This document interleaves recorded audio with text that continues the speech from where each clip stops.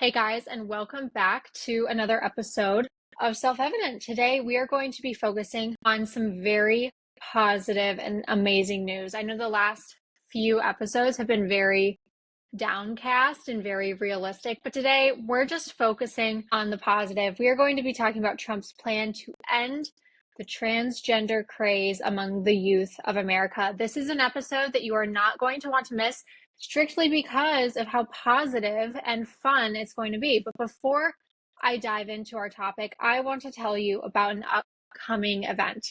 The Great COVID Con is happening this Thursday, November 14th. Join Illinois Family Institute as we add another IFI special forum with Dr. Crevier and Dr. Zoomhagen on the topic of the COVID-19 pandemic. This is an informative event that you are not going to want to miss. Reservations are not required and all are welcome. Go to illinoisfamily.org/events to find out more and register. That's illinoisfamily.org/events. All right, let's just get into the positive news that I want to cover for you today. This was going around social media last week, so this is why I decided to do an entire episode on this.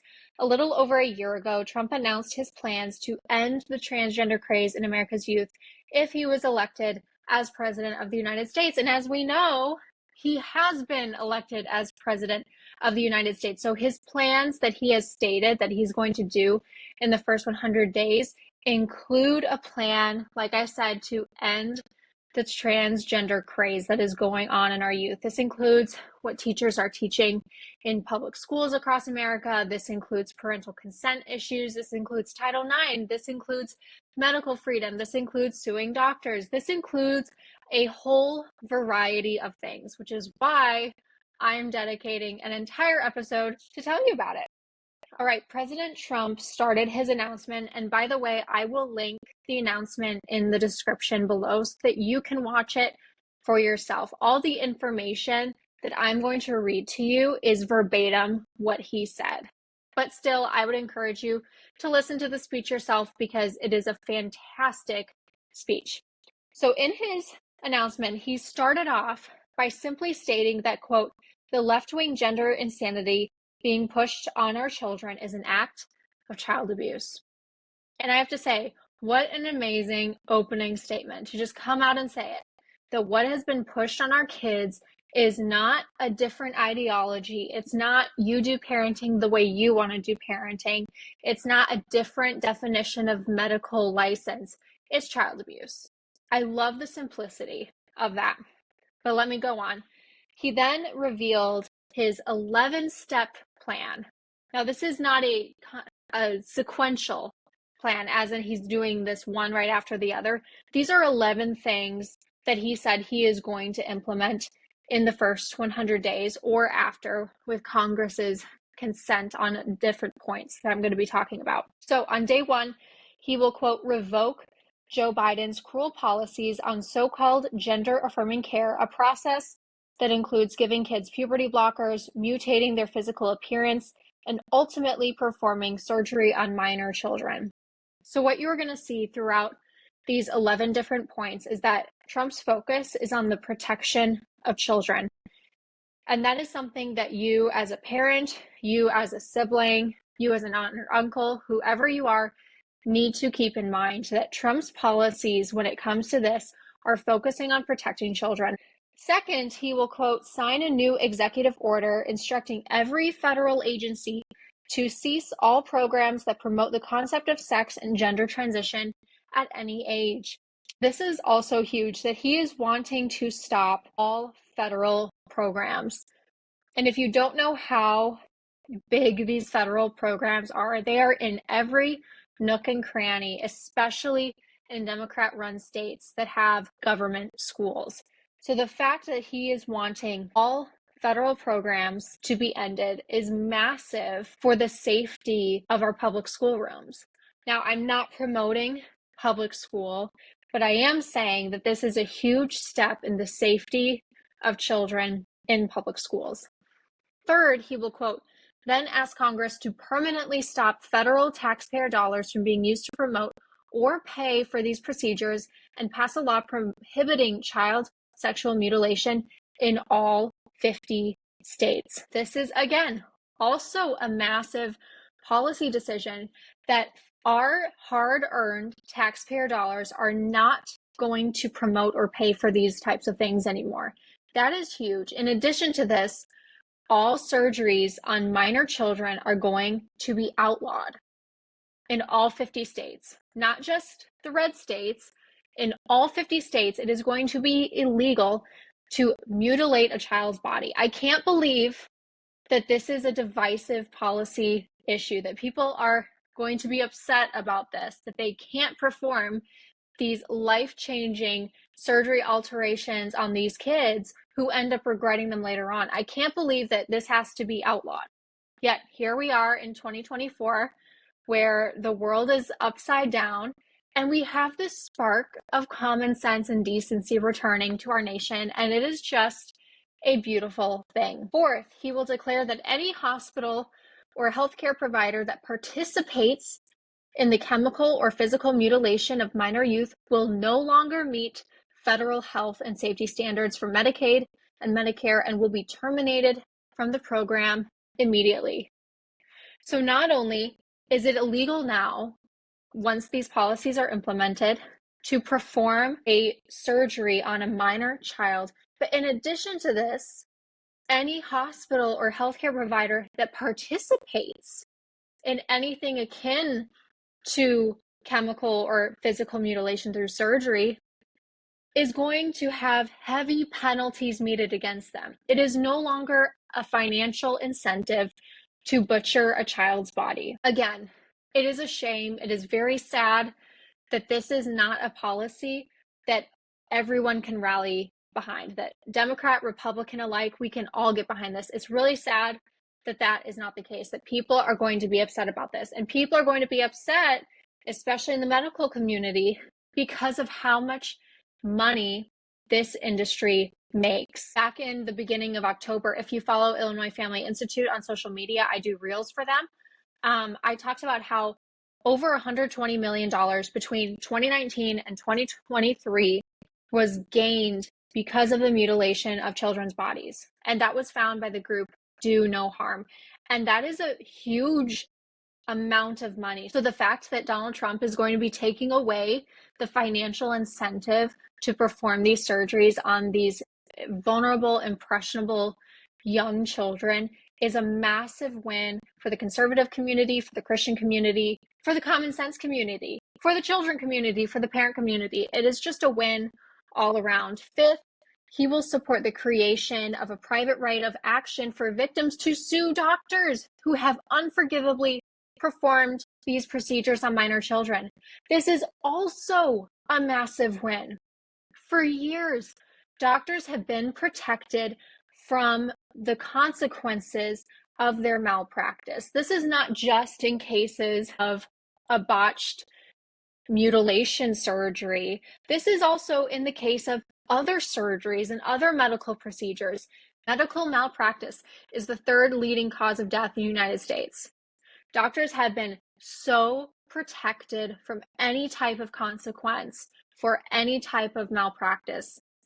But Donald Trump, under this policy, is taking away a certain kind of protection that specifically for the doctors who have performed these surgeries, the victims of these surgeries, the minor children who have no capability of giving consent, that even if their parents gave consent for them, it is an act of child abuse. It is unspeakably evil what was performed, these experimental surgeries performed on these young children.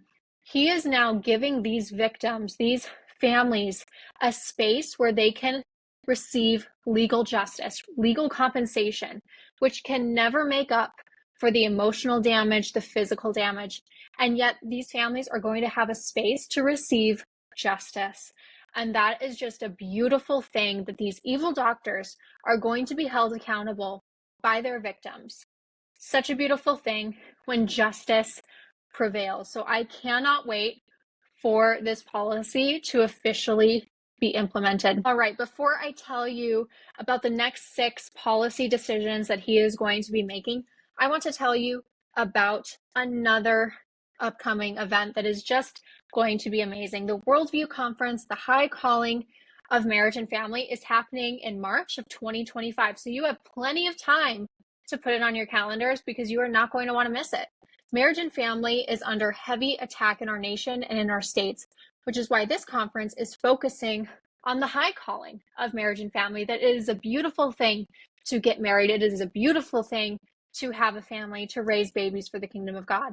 That is what we are going to be talking about at this Worldview Conference. And we are going to be featuring special guest speakers, Dr. Brad Wilcox and Scott Phelps of the National Marriage Campaign. Absolutely fantastic speakers. Like I said, you don't want to miss this event. Go to illinoisfamily.org/events to find out more. That's illinoisfamily.org/events. All right, and now to get into the last 6 policy decisions. Quote, the Department of Justice will investigate Big Pharma and the big hospital networks to determine whether they have deliberately covered up horrific long-term side effects of sex transitions in order to get rich at the expense of vulnerable patients. And I can tell you with 100% accuracy that this has 100% been going on. In fact, the Daily Wire recently posted this article in late October of 2024 that noted that Johanna Olson Kennedy, transgender doctor physician who performs these transgender procedures on children, is withholding a taxpayer-funded study that she conducted because the results do not support her far-left agenda. This is just one example of a doctor who is refusing to show their research. And I can tell you right now that if doctors are hiding information, you can be sure that hospitals are hiding information. Texas Children's Hospital is just one of those hospitals.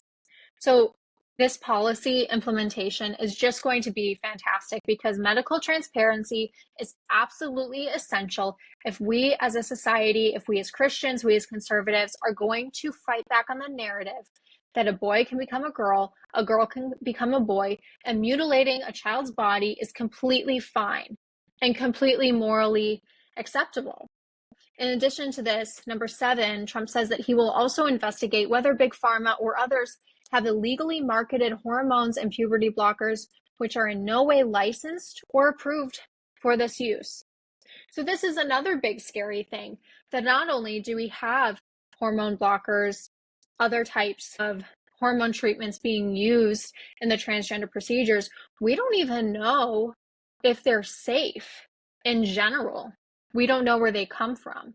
Again, medical transparency is absolutely essential. Number 8, quote, his Department of Education will inform states and school districts that if any teacher or school official suggests to a child that they could be trapped in the wrong body, they will be faced with severe consequences, including potential civil rights violations for sex discrimination and the elimination of federal funding. Again, what a huge win that people are going to be held accountable. Teachers are going to be held accountable for the absolute garbage and indoctrination that they are giving in these public schools.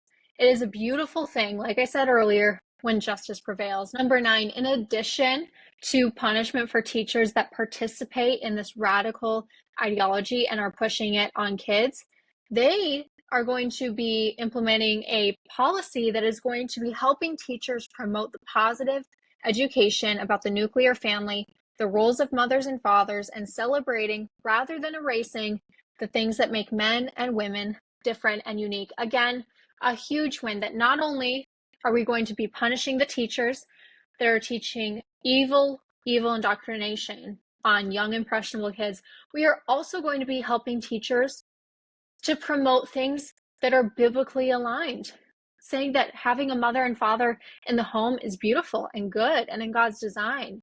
And in fact, that men and women are beautiful and unique and they're not the same, and that's okay. Again, beautiful policy decisions. Number 10, quote, I will ask Congress to pass a bill establishing that the only genders recognized by the United States government are male and female and that they are assigned at birth. Again, what a huge win when we acknowledge reality, when we acknowledge God's design for gender. All right, and the last one, thank you for sticking around if you have made it this far. Quote, the bill will also make clear that Title IX prohibits men from participating in women's sports, and we will protect the rights of parents from being forced to allow their minor children to assume a gender which is new and an identity without the parent's consent.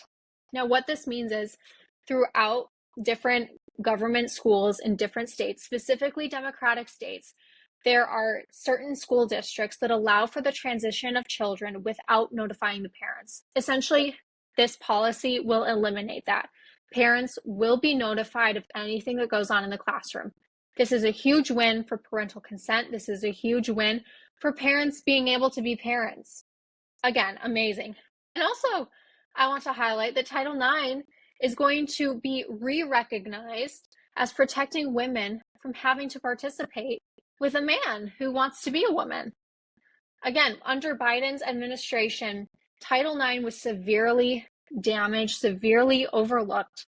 The fact that we are going to have a president implement a policy that re-recognizes the right of women to have women's spaces, to have women's sports, to have women's locker rooms without the horrid possibility that they will have to share a space with a biological male is just an absolute win for all people, in my opinion. Again, like I said previously, it's unfortunate that these policies are going to be met with heavy backlash from the media, heavy backlash from the left, but I hope that you see that these policies are actually very much so common sense. There's nothing new about them, so to speak. There's nothing crazy about them. It's stating reality. It's punishing evil, rewarding good, protecting the vulnerable, protecting women, protecting children. Such a win, such a beautiful thing. All right, guys, that is all we have time for today. Like I said, I wanted this episode to be fun and to promote wonderful news that is coming out because of Trump's presidential election. I am so excited to one day, after Trump gets into office, officially see these policies implemented, and I hope you are just as excited as I am. Now, until next time, let us firmly rely on the protection of divine providence. This is self-evident.